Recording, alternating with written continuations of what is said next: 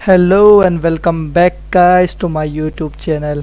तो हमने गाइस पिछली बार जो गिट एचटीएमएल कैनवस है उसको यहाँ पे छोड़ा था। हमारा ये आउटपुट था और ये हमारा इनपुट कोड था। ठीक है, तो आज हम थोड़ा एक्स्ट्रा पढ़ने वाले हैं। एक्चुअली हमने बेसिक शेप्स तो हमने देखा था कि एक रेक्टेंगल कैसे ड्रॉ करते हैं, तो मैं अगर ये फालतू की चीज़ें हटा दूँ तो हमारे पास हमें मिलेगा एक रेक्टेंगल। आज हम इस रेक्टेंगल को मूव करेंगे। ठीक है, इस रेक्टेंगल को मूव करने का ट्राई करेंगे अलग अलग पोजीशंस पे, देखते हैं ये कैसे होगा। सबसे बेसिक तरीका क्या होगा, ठीक है। ये मान लो कि ये यहाँ पे बना हुआ है अभी 100,100 कोऑर्डिनेट पे। तो मैं करता हूँ एक और रेक्टेंगल बनाता हूँ, डॉट फिल रेक्ट। इसको मैं 200,200 कोऑर्डिनेट पे मैं इसको बनाने का ट्राई करता हूँ। देखो गाइस, अब ये दो आ गया। ठीक है, अब ये यहाँ से यहाँ मूव करते हुए मेरे को दिखाई देना चाहिए एकदम ऐसा मूविंग ऑब्जेक्ट। तो सबसे पहले मैं क्या कर सकता हूँ, एक तो एक इसका डिफ़ॉल्ट वे मैं कर सकता हूँ जो अपने को बिना लूप्स के, बिना किसी एक्स्ट्रा कोड के, मैं इसका कॉन्टेक्स्ट डॉट क्लियर रेक्ट कर सकता हूँ। तो 0,0 और विड्थ कॉमा हाइट। अब एक्चुअली ये फंक्शन आपको समझना होगा ये क्या कर रहा है। एक्चुअली आपने देखा था ना, हमने विड्थ और हाइट ली थी। तो ये क्या करेगा, 0 से लेके विड्थ और 0 से लेके हाइट तक, यानी कि यहाँ से लेके यहाँ तक और यहाँ से लेके यहाँ तक जो वो है कैनवस, उसको बिल्कुल क्लियर कर देगा उसके ऊपर जो भी ड्रॉ हो चुके। तो अगर मैं करूँ, ये मैंने कॉल किया, फिर ये किया, फिर ये किया, अब आप देखेंगे कि 100,100 मेरे को शो नहीं हो रहा है डायरेक्टली, 200,200 शो हो रहा है। और अगर मैं यहाँ पे इसको जस्ट उल्टा कर देता हूँ 100,100 को नीचे, तो आप देखोगे कि यहाँ वाला मेरे को रेक्टेंगल, यानी कि मूव का हमने कुछ किया कि यहाँ से वहाँ ड्रॉ किया, वहाँ से यहाँ। अब इसी सेम प्रोसेस को हमें वाया लूप करना है। अब जावास्क्रिप्ट आपको आनी चाहिए, मैं पहले कह रहा हूँ, क्योंकि एचटीएमएल कैनवस से जावास्क्रिप्ट में हम कोड कर रहे हैं।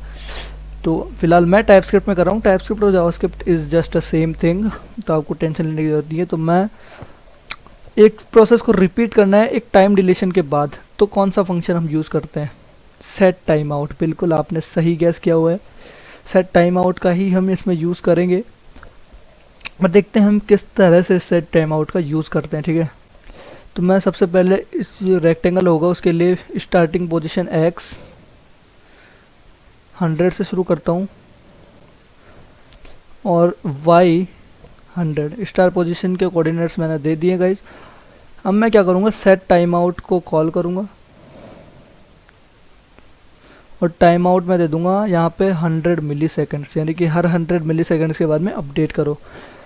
कॉन्टेक्स्ट डॉट ड्रॉ रेक्ट या फिल रेक्ट मैंने बोला था इसको, x, y, 20,20। ठीक है गाइज, ये आपको बिल्कुल समझ में आ गया होगा मैं कर क्या रहा हूँ। और फिर कॉन्टेक्स्ट, तो सबसे पहले मैं ड्रॉ करने से पहले कॉन्टेक्स्ट को क्लियर कर देता हूँ। अगर पहले से कोई इमेजेस है तो उसको मैं पूरी तरीके से क्लियर। अभी आप देख रहे होगे मैं बहुत ही डीप मॉड्यूलर वे में इसको कोड कर रहा हूँ। एक्चुअली अभी मेरा मकसद केवल आपको दिखाना है कि ये क्या हो रहा है। अभी आप देख रहे होगे एक अभी ये मूव नहीं कर रहा। ठीक है, अब मैं यहाँ पे सिंपल से कॉन्सेप्ट x प्लस प्लस और y प्लस प्लस कर दूँ तो देखना गाइस क्या होगा। तो गाइस अभी कुछ भी नहीं हो रहा है। एक सेकंड में एक्चुअली इसको देखना चाहूँगा कि ऐसा क्यों नहीं हो रहा है। ये ड्रॉ हो रहा है, ये कंफर्म है। यहाँ पे अगर मैं x प्लस प्लस करने का ट्राई करूँ तो अभी भी गाइस कुछ नहीं हो रहा है। Let me figure it out. तो एक्चुअली इस केस में मैं कॉन्सोल्स को देख लिया करता हूँ, console dot log x, y। तो गाइस एक ही बार कॉल हो रहा है ना, ये बार बार कॉल नहीं हो रहा है, sorry I made a mistake. So actually मैं क्या करता हूँ, इसको मैं एक फंक्शन के रूप में कन्वर्ट कर लेता हूँ। फंक्शन ड्रॉ पॉइंट नाम दे देता हूँ मैं इसको अभी, क्योंकि एक्चुअली ऐसे वो पॉइंट ही हो रहा है और उसके अंदर ये सारा होगा। और फिर इसी के अंदर मैं क्या करता हूँ कि यही फंक्शन कॉल कर देता हूँ।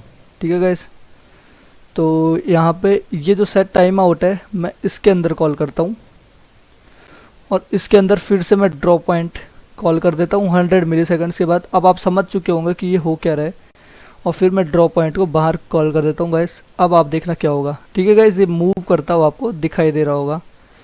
अगर आपको इसको थोड़ा फास्ट चेक करना है कि फास्ट थोड़ा मूव करना है तो आप कर सकते हैं एक काम, यहाँ पे x और y रहने दो और y प्लस इक्वल टू 10, 10 तो बहुत ही फास्ट हो जाएगा, 3 कर देता हूँ, और x प्लस इक्वल टू 3 कर देता हूँ।